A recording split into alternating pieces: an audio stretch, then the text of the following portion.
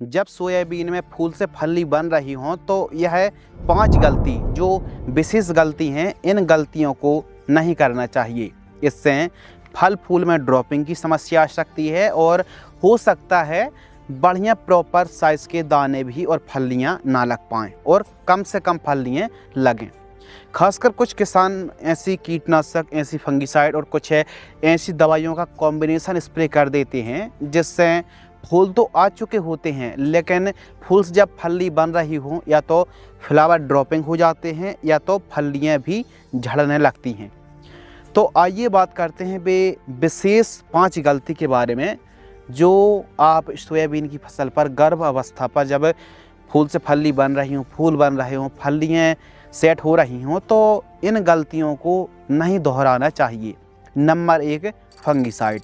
कुछ ऐसी फफूंदनाशक होती हैं जिन्हें यदि आप फूल अवस्था पर स्प्रे करते हैं, छिड़काव करते हैं तो फूल झड़ने की समस्या सबसे ज़्यादा बढ़ जाती है।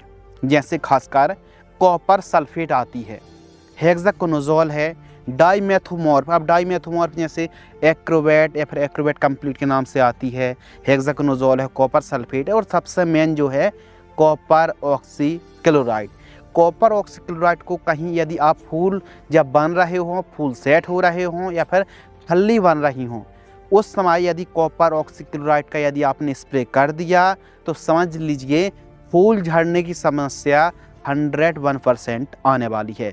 तो यह 4-5 फंगिसाइड का स्प्रे तो आप बिल्कुल भी ना करें जिसमें खासकर कॉपर ऑक्सीक्लोराइड आता हो। लेकिन फूल अवस्था के बाद आप इनका स्प्रे कर सकते हैं, यानी फली बन चुकी हैं या फूल अवस्था से पहले बेझिझक आप इन फफूंदनाशक का स्प्रे कर सकते हैं। नंबर 2, कीटनाशक। कुछ ऐसी कीटनाशक होती हैं जिनका स्प्रे यदि आप फूल अवस्था पर करते हैं तो फूल ड्रॉपिंग आने वाला है। नंबर 1 है लेमडासाइलोथ्रीन। जैसे कराटे पर, एम्प्लीगो पर आपको यह साल्ट मिल जाता है तो फूल अवस्था पर आप लेमडासाइलोथ्रीन का स्प्रे करेंगे तो फूल ड्रॉपिंग होगा ही होगा। इसके साथ ही प्रोफेनो और साइपर वाला जो कॉम्बिनेशन आता है, जैसे पॉलीट्रेन है सिजेंटा की, प्रोफेक्स सुपर है नागार्जुन कंपनी की, तो किसी भी कंपनी की प्रोफेक्स सुपर या फिर प्रोफेनो साइपर का स्प्रे करते हैं तो फूल ड्रॉपिंग आ सकता है। तो विशेषकर फूल अवस्था पर आपको इन दवाई का स्प्रे नहीं करना चाहिए। साथ ही डेल्टामेथ्रिन है, डेल्टामेथ्रिन फेनोक्विक में भी है, डेसिस 100 में भी आता है। इसके साथ ही साइपरमेथ्रिन है, बाइफेंथ्रिन है और साथ ही अलीका में भी लेमडासाइलोथ्रीन है, तो अलीका का स्प्रे भी ना करें। और खूब तेज़ धूप है, यानी खूब ज़्यादा दोपहर में आप स्प्रे कर रहा है, खूब तेज़ धूप है और जड़ों के पास बहुत कम यानी गीला है, नमी बहुत कम है, तो ऐसी कंडीशन पर एमामेक्टिन वेंजॉइट से भी फूल ड्रॉपिंग की समस्या आ जाती। लेकिन फूल की अवस्था में भी एमामेक्टिन वेंजॉइट का स्प्रे किया जा सकता है। यदि शाम टाइम, सुबह टाइम अच्छी नमी है तब आप स्प्रे कर रहे हैं तो आप एमामेक्टिन वेंजॉइट का स्प्रे कर सकते हैं। लेकिन बाकी बताई गई कीटनाशक को आप फूल जब बन रहे हों या फिर फली स्टार्टिंग ही हुई है सेटिंग, तो इस समय ऐसे कीटनाशक का स्प्रे करने से थोड़ा सा परहेज करना चाहिए, कुछ दिनों की बात है। अगला पॉइंट है खरपतवार नाशक। फूल अवस्था में कभी भी भूलकर, चाहे एजल हो, टर्गस सुपर हो, वेब सुपर हो, परसूट, साकेत, हाचीमैन या फिर कोई भी साल्ट को आप खरपतवार नाशक स्पेशल फूल अवस्था में स्प्रे नहीं करना चाहिए। इससे फसल की या तो हो सकता है फूल ड्रॉप हो जाए और केवल चाल ग्रोथ बढ़वा ले या फिर बहुत लंबा झटका आ जाए जिससे हो सकता है सोयाबीन पर फूल ही ना आए।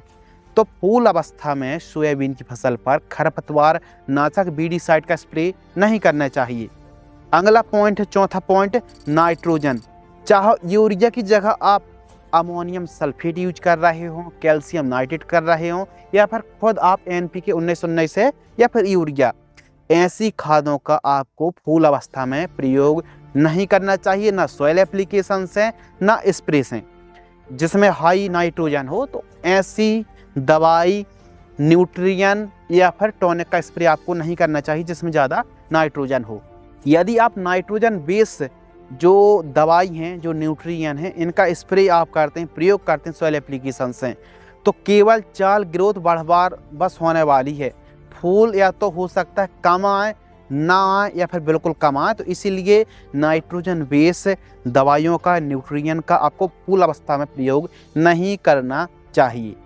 अगला 5वां पॉइंट है, फूल अवस्था में कुछ हैवी कॉम्बिनेशन किसान भाई मिक्स करके स्प्रे कर देते हैं। जैसे फूल सेट हो रहे हों तो इसी समय 2-2 कीटनाशक, 2 फंगीसाइड, NPK भी मिला रहे हैं, सल्फर भी मिला रहे हैं, PGR भी ले रहे हैं, ह्यूमिक एसिड, चिलेटेड माइक्रोन्यूट्रिएंट, यानी फूल अवस्था में एक साथ 7 से 8 प्रोडक्ट, 5 प्रोडक्ट, 6 प्रोडक्ट आपस में मिक्स करके प्रयोग कर रहे हैं।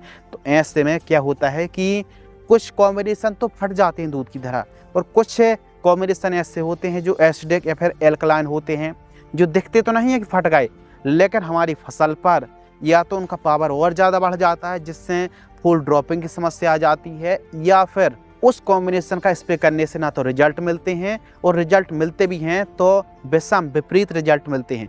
तो इसीलिए आपको फूल अवस्था में 5-7 दवाई या फिर बहुत ज़्यादा कीटनाशक, बहुत हैवी फंगीसाइड मिला करके उसी में अलग अलग चीज़ें मिला रहे हैं, तो हो सकता है फूल अवस्था में हैवी कॉम्बिनेशन या फिर अधिक दवाइयों का मिश्रण नुकसानदायक हो सकता है। तो ज़्यादा से ज़्यादा आप एक कीटनाशक, एक फंगीसाइड या फिर एक टॉनिक या फिर एक PGR का ही स्प्रे करें।